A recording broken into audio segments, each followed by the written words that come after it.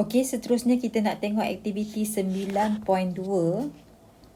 iaitu mengkaji pencernaan protein dalam sampel makanan. Pernyataan masalah.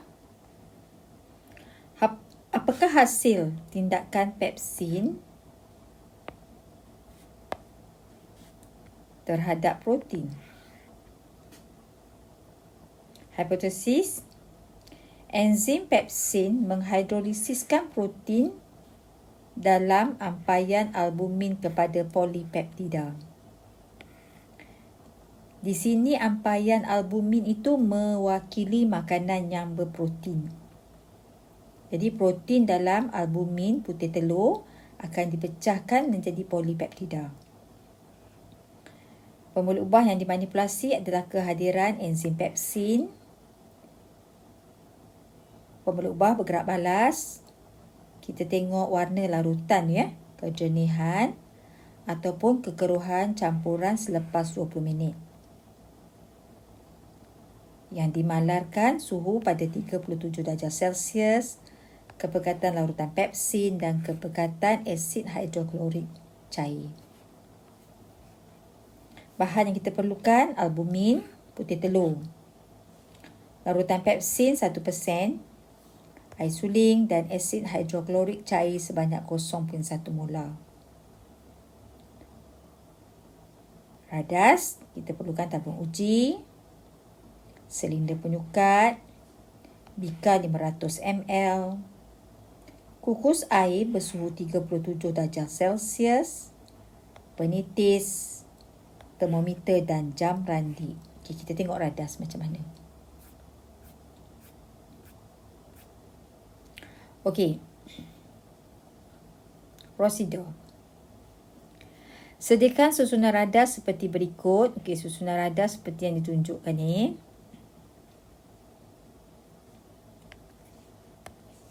Okey, susunan radas ni. Tabung uji A. Ada dua tabung uji ya, A dan B. Tabung uji A 5 ml ampaian albumin. Tabung uji B pun ada 5 ml ampaian albumin. Ini adalah pemboleh ubah yang dimalarkan. Masing-masing ada. Tabung uji A kita tambahkan 1 ml asid hidroklorik 0.1 molar. Tabung uji B pun kita tambahkan 1 ml asid hidroklorik 0.1 molar. Sama. Ini juga adalah pemboleh ubah yang dimalarkan. Tabung uji A kita tambahkan 1 ml larutan pepsin 1%. Tetapi tabung uji B kita tambahkan 1 ml air suling. Ini adalah pemboleh ubah yang dimanipulasi, iaitu kehadiran enzim. Okey, nombor 2. Rendam kesemua tabung uji di dalam kukus air pada 37 darjah Celsius. Rendam semua pemboleh ubah yang dimalarkan. Kita samakan. Kenapa kita letakkan pada suhu 37 darjah Celsius? Kerana suhu 37 darjah Celsius adalah suhu optimum untuk enzim pepsin.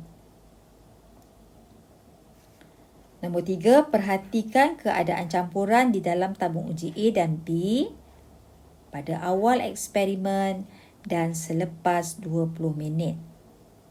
Kita biarkan 20 minit. Lepas 20 minit, kita tengok warna dalam larutan tu.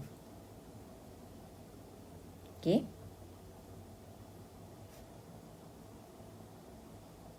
Keputusan.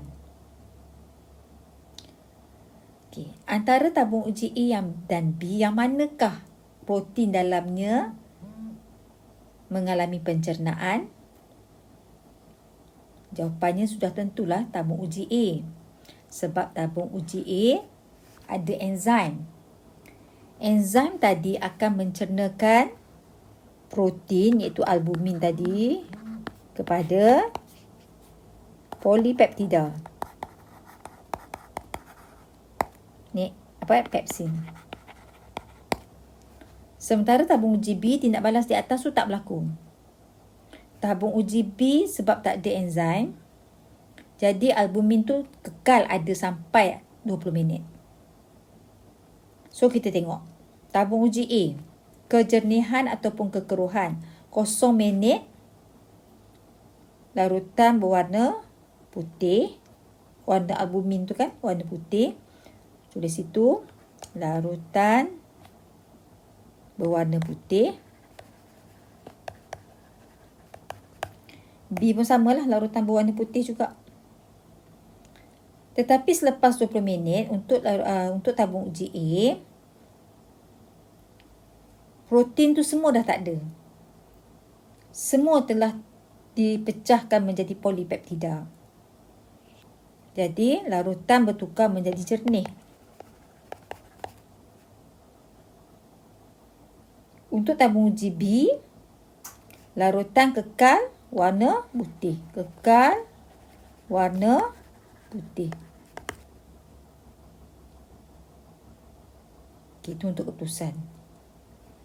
Perbincangan.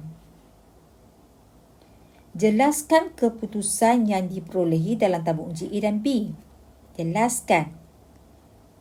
Dia nak jelaskan dalam tabung uji A dengan tabung uji B. Jadi awak tulislah. Tabung uji A selepas 20 minit bertukar menjadi jernih kerana semua protein telah pun dihidrolisiskan oleh pepsin menjadi polipeptida.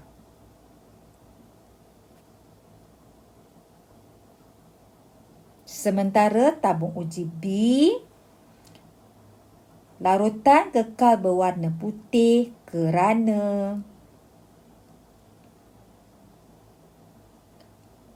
tiada enzim pepsin untuk mencernakan protein kepada polipeptida. Okey. Itu jawapan untuk 1.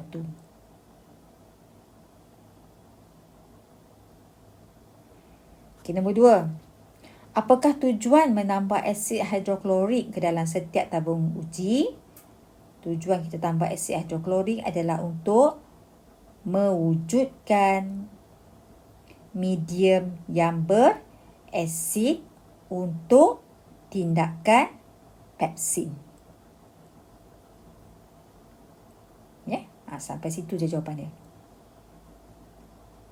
Pepsin ni kalau dia tak ada persekitaran yang berasid, dia tak boleh buat kerja. Jadi dia nak ada berasid. Okay, kesimpulan, adakah hipotesis diterima? Ya.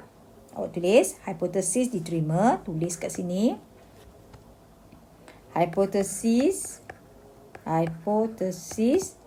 diterima. Adik, tuliskan kesimpulan yang baru. Itu salin semula hipotesis. Salin semula hipotesis. Okey. Jadi, untuk aktiviti 9.1 dan aktiviti 9.2, tolonglah salin dalam buku eksperimen awak. Salin dalam buku eksperimen dan lukiskan semua gambar rajah yang ada kat sini. Contohnya gambar rajah ni kena lukiskan sekali. Okey? Jadi, untuk tugasan amali awak selesaikan aktiviti 9.1 dan aktiviti 9.2.